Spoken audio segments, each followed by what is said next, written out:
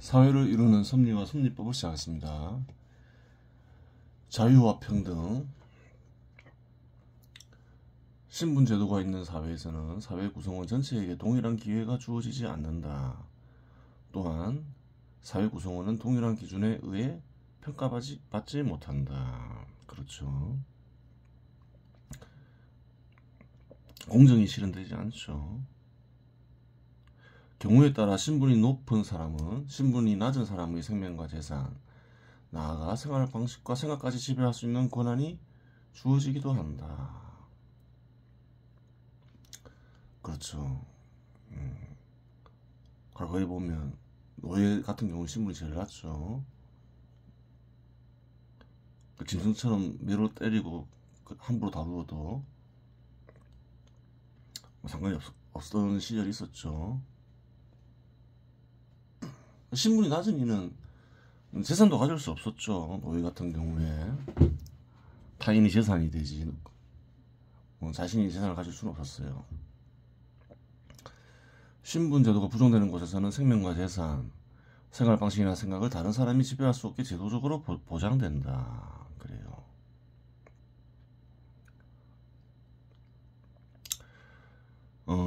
신분제도가 없어진 지가 그렇게 오래되지 않았죠.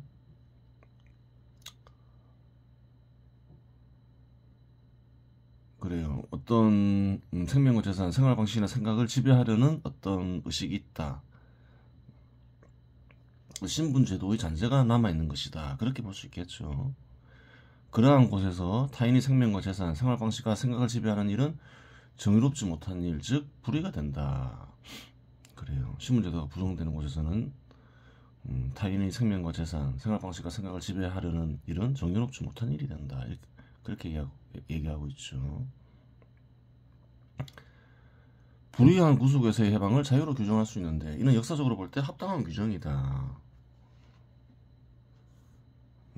그래요. 불이한 구속에서의 해방을 자유라고 규정할 수 있다. 이렇게 얘기하고 있죠. 시장 지배 시대가 도래하면 한 산업이 다른 산업을 지배하는 일은 금지되며 신분제도가 부정되며 금지되고 신분제도가 부정되며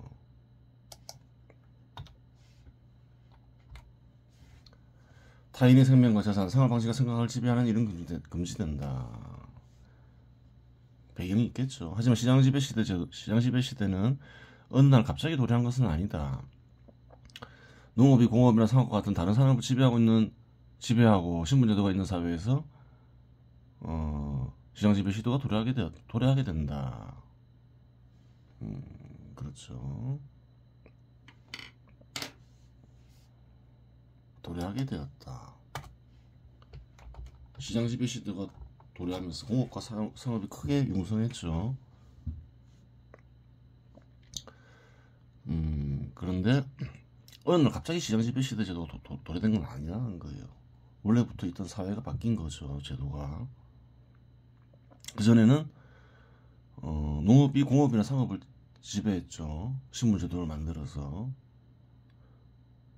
공업과 상업과 같은 산업이 성장하게 되면 공업과 상업에 종사하는 자본가들은 농업에 종사하는 이들이 지배에서 벗어나 더 성장하려 한다. 그렇죠.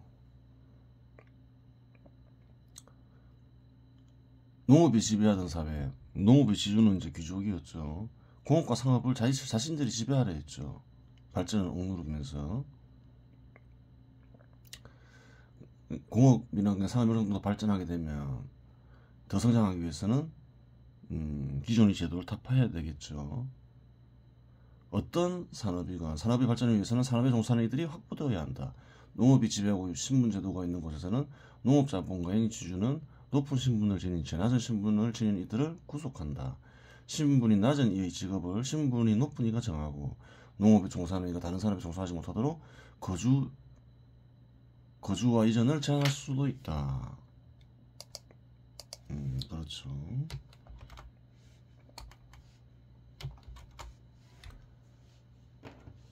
농업과 공업이 발전을 해요. 그러면 이제 거주 이전의 자유가 있으면 농토를 떠나려고 하겠죠. 신분제도가 있으면 어떤가요? 강제로 못 떠나게 할 수 있는 거죠. 농민들 확보할 수 있는 거죠. 대부분 농업국가에서는 대부분이 낮은 신분으로 이제 농민들은 대부분 낮은 신분들이겠죠. 그러면 공업과 상업이 발전한 이들은 인력을 확보하기 위해서 대부분 이들이 이제 농업에 종사하고 있으니까 신분제도를 파괴해야 되겠죠. 이러한 사회적 조건에서는 공업이나 상업과 같은 산업은 성장하지 못한다. 공업과 상업이 성장하고 공업자본과 농업자본가가 권력을 지닌 이들과 결탁하여 일정 정도 권력과 같은 힘을 지니게 되면 자연히 신분제도를 지지하는 농업자본가들과 투쟁하게 되고 투쟁 과정에서 내정 역시 발발하는 경우가 일반적이다. 그래요. 어느 나라나 대체로 그런 과정을 거치죠. 미국도 유사한 과정을 거쳤죠. 남북 전쟁이 있었잖아요.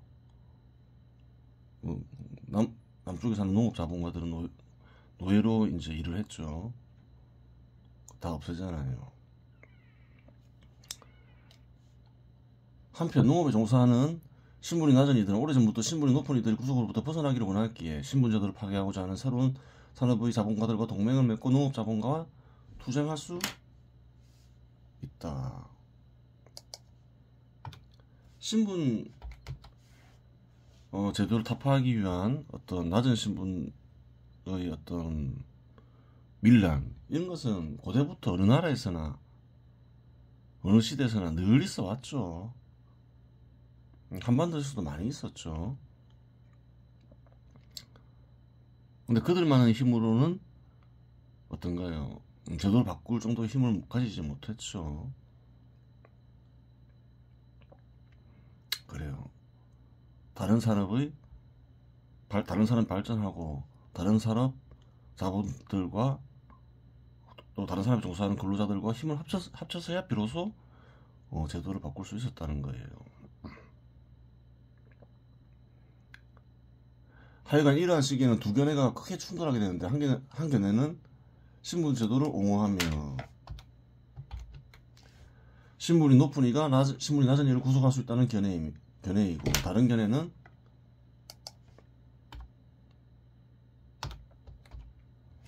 신분제도를 부정하면 사회구성원 모두는 권리와 의무가 동일하니 타인이 다른 이를 불의하게 구속할 수 없다는 견해이다. 즉 신분제도가 파괴되는 과정에서 자유를 중시하는 견해가 널리 유포되는데 이 경우 자유는 불의한 구속으로부터 해방을 뜻한다.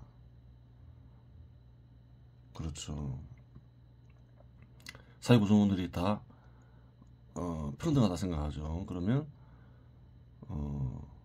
어떤가요? 신분제도가 있을 때 생명이나 재산을 구속하는 일은 불의한 일로 여겨지겠죠. 불의한 구속으로부터 벗어나려 한다는 거예요. 그러니까 이제 불의한 구속으로부터 벗어나려는 움직임은 고대부터 쭉 있어 왔죠.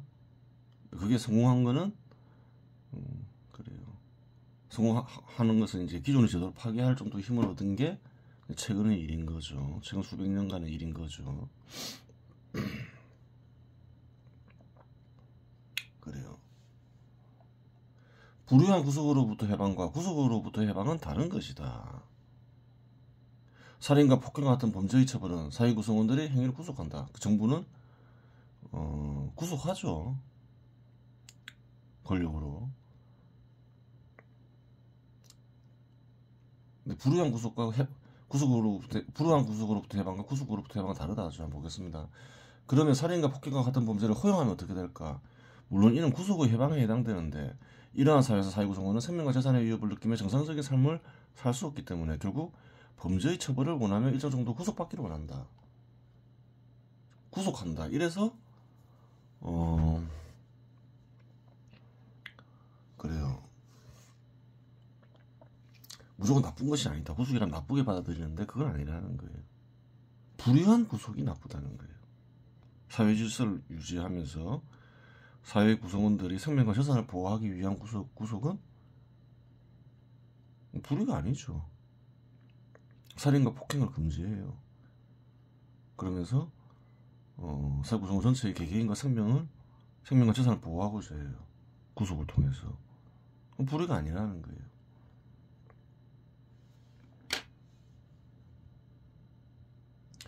즉 불의가 빠진 구속으로부터 해방은 자유가 아니며 그러한 해방을 통상 방종이라고 부른다. 방종과 자유를 구별하라. 자유는 불의로부터의 구속, 불의한 구속으로부터의 해방이다. 단순히 구속으로부터의 해방이 아니다. 단순히 구속으로부터의 해방은 방종을 따릅니다. 그래요. 현 시대는 어떤가요? 방종이 마치 자유라고 주장하는데 그게 아니라는 거예요. 여러 가지 이유가 있겠지만 예를 들어서 남자의 육체를 얻으면 영혼은 자기를 남자라 인식하고 여성하고 섹스하려고 하고, 여성의 육체를 얻으면 영혼은 자기를 여성이라 생각하고 남자랑 섹스를 하려고 하죠. 그래요. 그런데 남자가 자기를 여자로 인식하고 남자랑 섹스하려 할 수도 있고, 여자가 자기를 남자라 인식하고 여성하고 섹스를 하려고 할 수도 있는 거예요. 그런 경우는 어떤 경우인가요? 그걸 허용하라, 그걸 나쁘게 차별하지 마라 이러잖아요. 그 육체가 병들고 다칠 수 있듯이 영혼도 병들고 다칠 수가 있는 거죠. 그러한 경우는 영혼이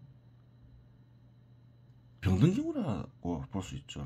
남성의 육체를 얻은 영혼이 남자를 인식하고 여자랑 섹스하려는 것, 선천적인 거겠죠. 여성이 여성 육체를 얻으니까 여성이라 생각하고 남자랑 섹스하려는 것, 선천적인 거예요. 반대로 생각하는 것은 병이라는 거예요. 그 사람들이 그래요. 매사 그렇죠. 몸을 병들거나 다치면 치유를 해서 건강해져야 될 거 아니에요. 치유할 수 있을까요? 치유할 수 없을까요? 치유할 수 있겠죠. 병이라고 인식시키고 치유하게 하면 치유가 되겠죠. 근데 병이라고 인식시키지 못하면 어떤가요? 병이 깊어지는 거예요. 어느 순간 치유가 불가능해지겠죠. 그래요.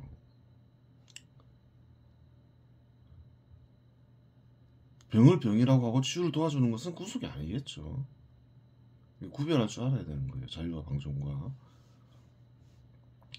신분제도가 부정되는 사회에서도 우월한 위치에 있는 사람이나 집단은 열등한 위치에 있는 사람이나 집단을 정의롭지 못하게 구속하려는 시도는 얼마든지 있을 수 있다. 신분제도 부정되더라도 어떤가요? 위치상 우월한 위치에 있을 수도 있고 열등한 위치에 있을 수도 있죠. 경우에 따라서 회사 내 자기가 근무하는 직장에서도 그럴 수 있고, 또 거래하는 과정에서도 그런 일이 생길 수 있어요. 정의롭지 못하게 구속하려 하는 시도가 있을 수 있는 거죠. 그러한 일은 금지되겠죠. 우월한 위치에 대해서 성추행한다거나 그런 경우 있을 수 있잖아요. 예를 들어서. 또한 신분제도를 만들고자 하는 의지가 완전히 사라지는 것도 아니다.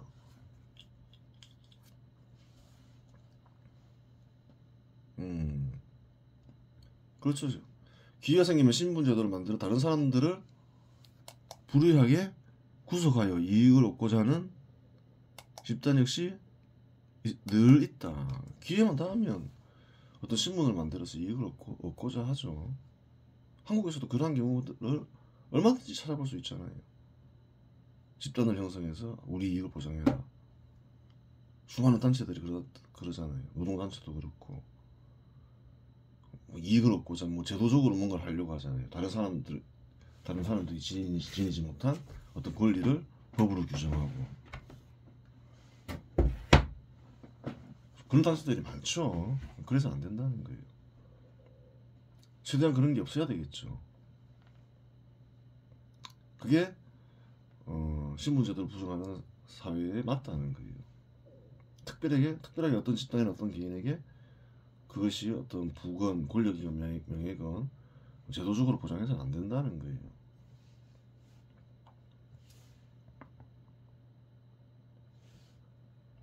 수천 년간 신분 제도는 유지되어 왔고 낮은 신분에 있는 이가 이들이 신분 제도를 파기하고자 하는 시도는 늘 있어 왔다. 고대부터 늘 있어 왔죠. 한국에 또 그런 얘기를 많이 볼 수 있죠. 고려시대만 하더라도 노예들이 밀란이 많았잖아요. 만적이난 같은 거.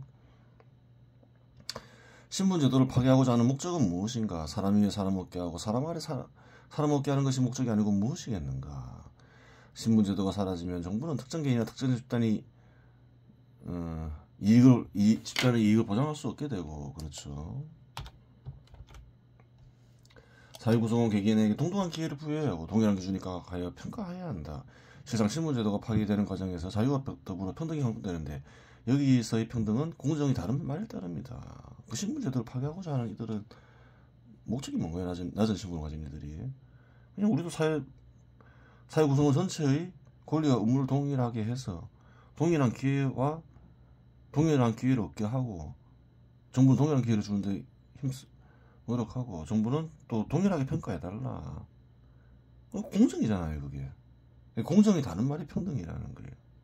이때의 평등은.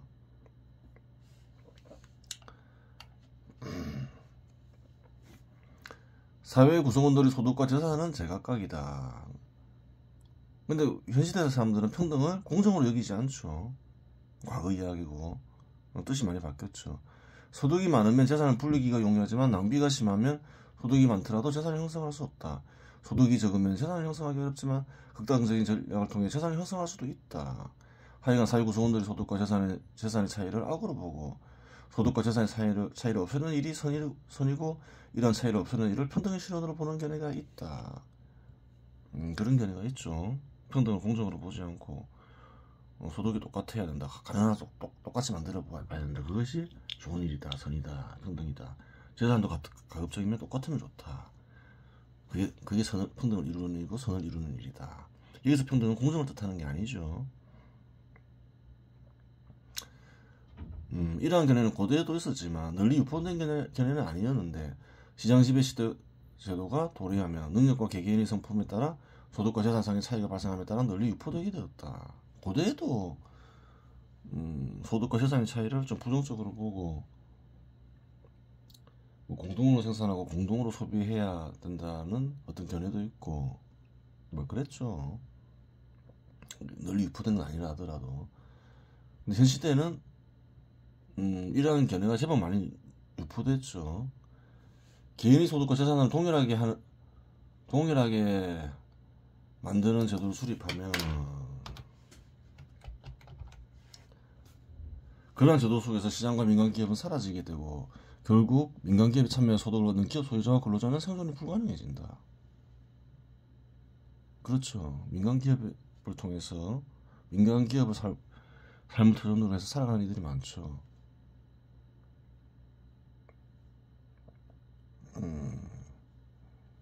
그 이유를 보겠습니다. 누구나 소득이 동일해야 하는 법을 제정하면 그 누구도 자기 재산을 투입하여 소득을 얻는 기업을 만들려 하지 않을 것이다. 자기 재산을 투입해서 소득을 얻는 이가 있어요. 사회 구성원들 다 소득을 동일하게 분배해야 한다. 그러면 자기 재산을 투입해서 모험을 해가면서 소득을 얻을 이유가 없잖아요. 다들 근로자로 살아가려고 할 것이지. 근데 기업이 없으면 근로자도 없잖아요. 살 수 없는 사회가 되는 거죠.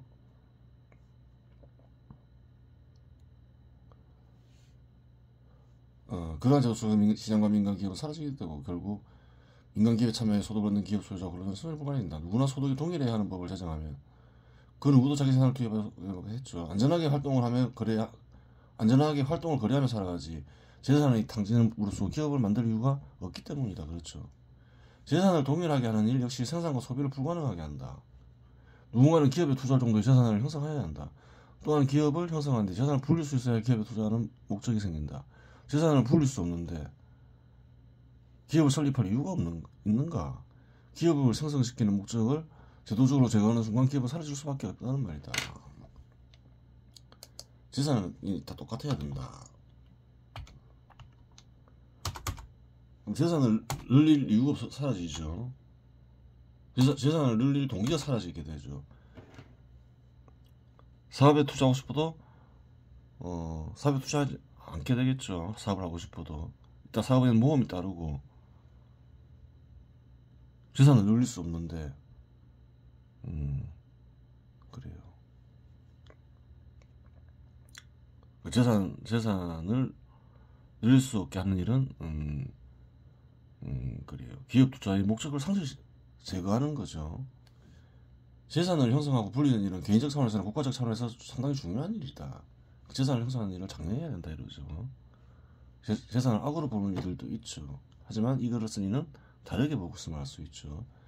개인적 차원에서 재산을 형성하면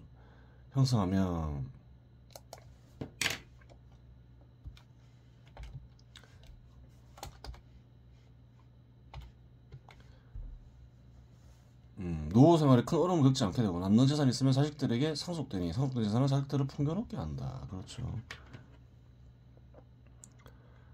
무일푼으로 시작하는 것과 좀 상속을 받은 이들은 어떤가요?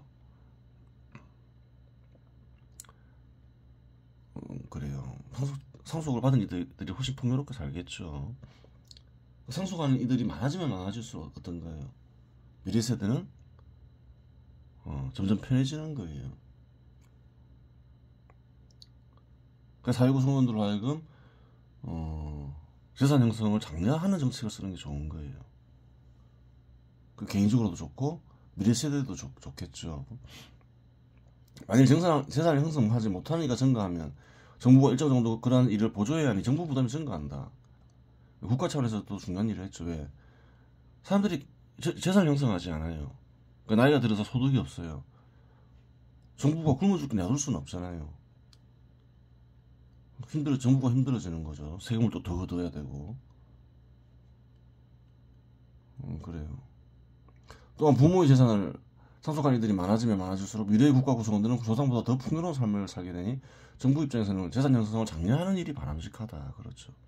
재산을 형성할 수 있도록 누구나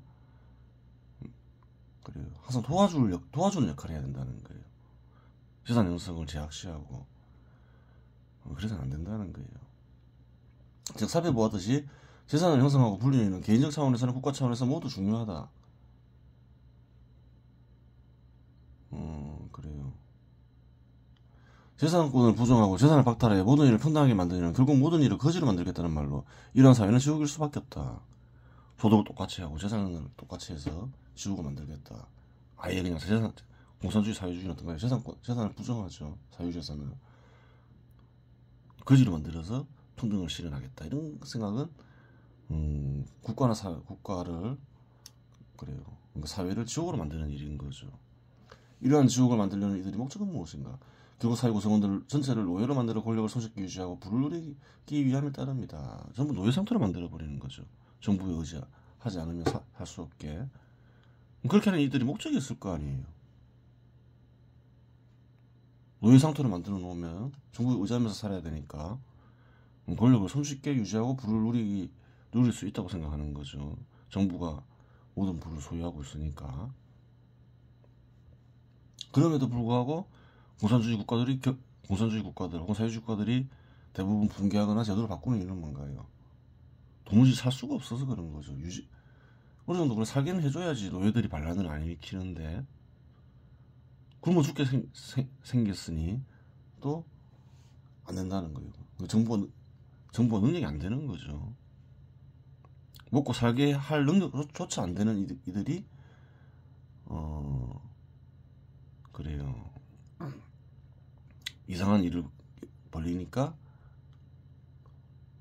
될 것 같지만 또 안 된다는 거예요. 또 권력 유지가 쉽지 않다는 거예요. 이번 영상 마치겠습니다.